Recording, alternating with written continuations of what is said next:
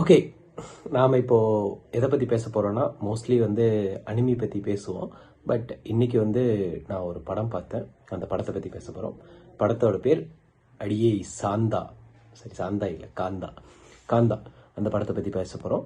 So என்ன, பேசிக்காக நாம் வந்து அதிகமாக மூவி ரிவ்யூஸ் எல்லாம் பண்ணுறது கிடையாது. பட் இனிமேல் அப்பப்போ பண்ணலான்ட்டு ஒரு ஐடியாவில் இருக்கேன். முன்னாடி மூவி ரிவ்யூஸ் தான் பண்ணலான்னு இந்த சேனலை ஸ்டார்ட் பண்ணேன். பட் அது அப்படியே மாறி போய் எங்கெங்கேயோ போய் இப்போ வந்து அனிமி ரிவ்யூ போட்டுக்கிட்டு இருக்கேன்.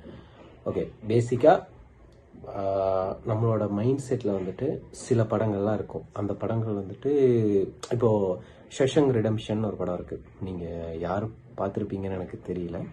பட் பார்த்தவங்களுக்கு சொல்கிறேன். அந்த படம் நீங்கள் பார்த்தீங்கன்னா அந்த படத்தில் வந்து எந்த ஒரு ஆக்ஷன் சீன்ஸ் இருக்காது, எதுவுமே இருக்காது. படம் ரொம்ப ஸ்லோவாக போகும். பட் அந்த தாட்ஸை வச்சு அப்படியே எக்ஸ்பிளைன் பண்ணிகிட்டே போவாங்க. ஒரு பேசிக்காக அது ரொம்ப சூப்பராக இருக்கும். அந்த படத்தை முடிஞ்சால் ஃப்ரீயாக இருந்தால் பாருங்கள். ஸோ நாம் இப்போ இந்த படத்துக்குள்ளே போக போகிறோம். இந்த படத்தோட பேர் சாந்தா. சரி, காந்தா தான். Okay, jokes apart. நம்ம பேசிக்காகவே இந்த படத்தில் வந்து என்ன இருக்குது அப்படிங்கிறத விட இதில் என்ன இருந்திருக்கலாம் அப்படிங்கிறத ஃபஸ்ட்டே சொல்லிடுறேன். இதில் என்ன இருந்திருக்கலாம் அப்படின்னா, ஓகே, கதையை சொல்ல போகிறேன். ஸோ கதையை வந்து உங்களுக்கு கேட்குறக்கு ஐடியா இல்லைன்னா ஸ்பாய்லர்ஸ் ஆயிடும். ஸோ அதனால் படம் பார்த்துட்டு இதை பார்த்தீங்கன்னா கொஞ்சம் கரெக்டாக இருக்கும். இல்லைனா இந்த கதை சொல்கிற போர்ஷனை மட்டும் ஸ்கிப் பண்ணிடுங்க. ஸோ பேசிக்காக இந்த கதை வந்து ஒரு மர்டர் மிஸ்ட்ரி. அதாவது ஒரு அந்த டைமில் ஒரு பெரிய நடிப்பு சக்கரவர்த்தியாக இருக்கிற ஒருத்தருக்கு அவரோட லைஃப்பில் நடக்கிற ஒரு சின்ன ஸ்டோரி அதுதான். அதில் வந்து அவர் வந்து என்ன பண்ணுறாரு, எப்படி அது போகுது. அப்புறம் இந்த கதை எதை பேஸ் பண்ணினா அவரை வளர்த்துன ஒரு டைரக்டருக்கும் அவருக்கும் இடையில நடக்கிற ஒரு கிளாஷ். அந்த கிளாஷ் தான் இந்த மூவி எக்ஸ்பிளைன் பண்ணுது. பேசிக்காக துல்கர் சல்மான் வந்து ஃபஸ்ட்டு டைம் வந்து இன்ட்ரடியூஸ் ஆகும்போது எப்பவுமே என்ன சொல்லியிருப்பாங்கன்னா, அதாவது பேசிக்காகவே ஒரு ஹீரோவோட பையன் வந்து மம்முட்டியோட பையன் தான் துல்கர் சல்மான். ஸோ ஹீரோவோட பையன் வந்து ஹீரோ ஆகும்போது எல்லாருமே சொல்கிற மாதிரி நெப்போட்டிசம் பாருங்கள், பெரிய ஆக்டரோட பசங்கள்லாம் ஹீரோ ஆகுறாங்க அப்படிங்கிற மாதிரியான ஒரு இது வந்துட்டே இருக்கும். ஸோ அதே மாதிரி வந்த ஹீரோ தான் துல்கர் சல்மானும். பட் நெப்போட்டிசம் தான் இங்கே பெரிய இஷ்யூனா, அந்த நெப்போட்டிசமில் ஆக்டர் ஆகி ஹீஸ் அ மாஸ்டர் நவ். சில ஒரு பர்டிகுலர் சீனோட ஒரு ஆக்ஷன் இது இருக்கும். நான் உங்களுக்கு ஒரு வீடியோ ஒன்று போடுறேன். அந்த வீடியோவை கொஞ்சம் செக் பண்ணி பாருங்கள். இட்ஸ் ரியலி சூப்பராக இருக்கும். இப்போ நீங்கள் அந்த பார்த்தீங்களா, அந்த வீடியோவிலேருந்து என்னென்னா பேசிக்காகவே ஒரு ஆக்டர் வந்து எந்தெந்த டைப்பில் வேணாலும் நடிக்கலாம். அது வந்து நார்மல் அந்த பழைய கால பாகவதர் ஸ்டைல் இருக்குல்ல, அதே ஸ்டைலில் தான் இவர் நடிச்சிருப்பார். எப்போன்னா நீங்கள் நல்லா பார்த்தீங்கன்னா கேமராவை ஆன் பண்ணதுக்கப்புறம் சீன் ரியலி சூப்பராக இருக்கும். அந்த பர்டிகுலராக அந்த பாகவதரோட ஸ்டைல் அதே மாதிரியான ஆக்ஷன்ஸ் எல்லாமே இருக்கும். கேமராவை ஆன் பண்ணப்போ, கேமராவை ஆஃப் பண்ணதுக்கப்புறம் ஒரு சட்டிலான ஆக்டர் இருக்குல்ல, இட்ஸ் ரியலி ஆசம், ரியலி சூப்பராக இருக்கும். அந்த ஹீரோவோட கன்னிங் ஃபேஸு, ஹீரோயினிக்கு உண்டான ஒரு ரிலேஷன்ஷிப்பை எப்படி காட்டியிருப்பாங்க. ஹீரோ ஆல்ரெடி மேரிடாக இருப்பார். ஸோ மேரிடான ஒய்ஃப் கிட்ட அவன் எப்படி ரியாக்ட் பண்ணுறான், அது எப்படி சூப்பராக இருக்குது. அதுக்கப்புறம் அவருக்கும் டைரக்டருக்கும் என்ன இந்த பிரச்சனை போயிருக்கும் அப்படிங்கிறது எல்லாமே சூப்பராக கட்டியிருப்பாங்க. இது ரியலி ஆசம். உண்மைதான் என்னென்னா, பேன் இண்டியா ஸ்டார்னா ஒரு ஆக்டர் நடித்த படத்தை அதாவது இந்தியா ஃபுல்லாக ஒவ்வொரு லாங்குவேஜில் டப் பண்ணி போடுறது கிடையாது. எஸ்பெஷலி என்னோட ஐடியாவில் அது வந்து அந்த கதை வந்து அவருக்காக எழுதி ஒவ்வொரு ஊர்லேருந்து கொண்டு வந்து டைரக்டர் வந்து ஓகே இவரை நம்ம படத்தில் போட்டால் நல்லாயிருக்கும் நினைக்கிறதுக்கு பேர் தான் பேன் இண்டியா அப்படிங்கிறத தான் நான் நம்புகிறேன். ஸோ அதை வந்து எனக்கு இந்த படம் சீரியஸ்லி லிட்ரலி எனக்கு இது பிடிச்சிருக்கு. இதில் இல்லாத எந்த ஒரு இதில் வந்து நம்ம வந்து ஓவர் ஆக்டிங் பார்க்கலாம், ஓவர் ஆக்டிங்னா ஒரு ஷார்ட் ஒன்று இருக்கும். என்னென்னா சமுத்திரக்கனி வந்து துல்கர் கிட்ட வந்து ஒரு கட்டத்தில் வந்து துல்கர் கிட்ட வந்து ஒரு பேசணும், அதாவது ஒரு ஸ்டோரியை வந்து எக்ஸ்பிளைன் பண்ணணும். அது என்ன நடக்கும்னா, அந்த ஒரு ஷூட்டிங்கில் ஒரு பத்திரிகையாளர் வந்திருப்பார்.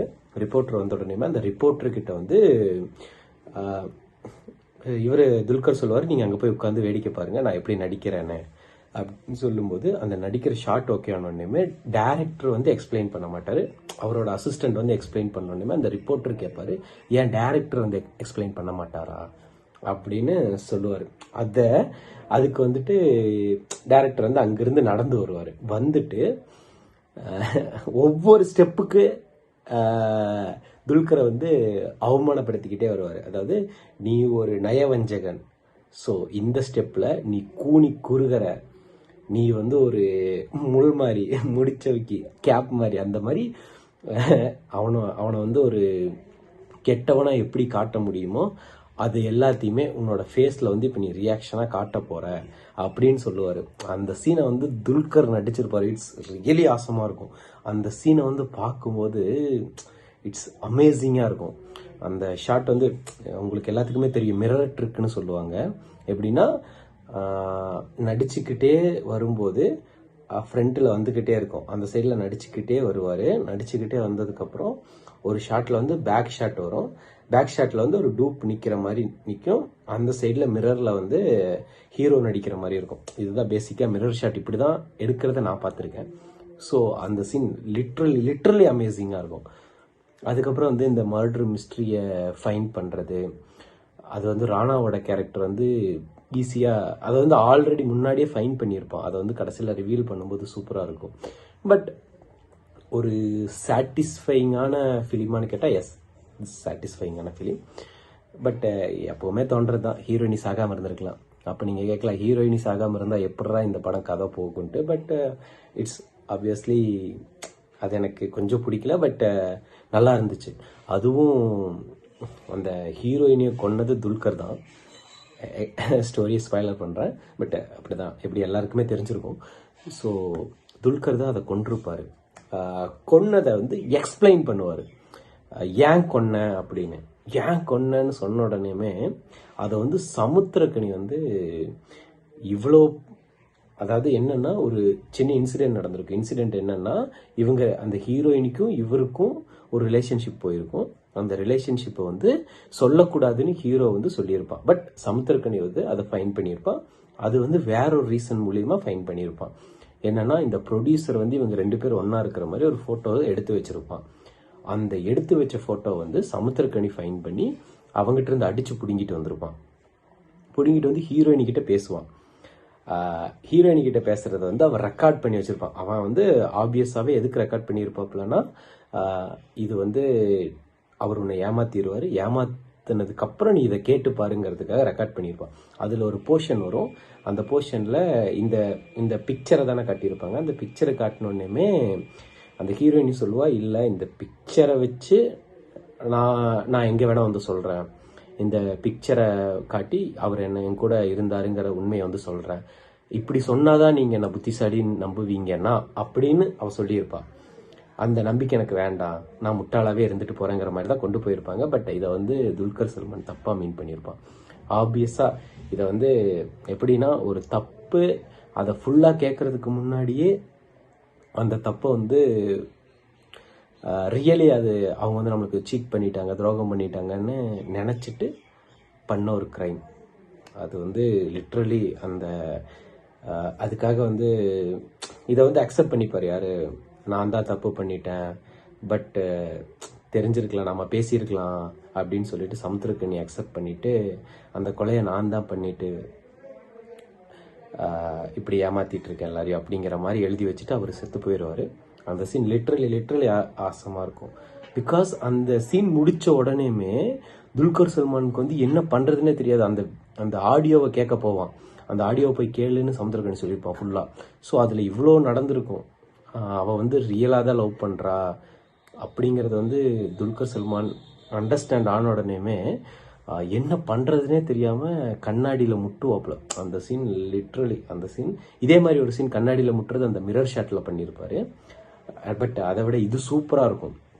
அது பண்ணி முடிச்சுட்டு ஒரு கட்டத்தில் இனிமே வேற வழியே கிடையாதுன்னு ரியலைஸ் ஆகிட்டு அவரோட பிளட்டை தொடச்சிட்டு இருப்பாப்புல. அந்த தலையை முட்டுனதில் அந்த பிளட் எல்லாத்தையுமே தொடச்சிட்டு, சரி நீ வேற வழியே கிடையாது, நம்ம லைஃப்பை லீட் பண்ணி தான் ஆகணுங்கிற மாதிரி மறுபடியும் நடிப்பு சக்கரவர்த்தியாக போவாருப்பாங்க. இட்ஸ் இட்ஸ் ரியலி சூப்பராக இருக்கும். பட் இந்த படம் உண்மையிலுமே ஒர்த் டு வாட்ச். நான் வந்து நிறைய பேசிட்டேன்னு நினைக்கிறேன். பட் என்னால் இன்னும் பேச முடியும் இந்த படத்தை பற்றி. ஏன்னா இந்த கதையவே நான் லீனியராக தான் சொல்லியிருப்பேன். கரெக்டாக எங்கேருந்து எங்கே ஸ்டார்ட்டுங்கிறது சொல்லியிருக்க மாட்டேன். அப்போ தான் உங்களுக்கு பார்க்க பிடிக்கும். ஸோ எப்படியும் ஸ்டோரி உங்களுக்கு தெரிஞ்சிருக்குங்கிறனால நான் இதை சொல்கிறேன். பட் இந்த ஹீரோவை வளர்த்துறதுக்காக சமுத்திரக்கனி படுற பாடு இருக்குல்ல, இட்ஸ் அமேசிங்காக இருக்கும். அந்த அந்த ஹீரோவை வளர்த்துறதுக்கு அவர் படுற பாடை விட துல்கர் சல்மானோட ஆக்டிங்ஸ் எல்லாம் இட்ஸ் ரியலி ஆசமாக இருக்கும். அதை நீங்கள் கண்டிப்பாக பார்க்கணும் இந்த படத்தை. Anyway Kaantha worth to watch. Thank you. Next ஏதாவது நல்ல மூவி வந்துச்சுன்னா ரிவ்யூ போடுறேன். பாய்.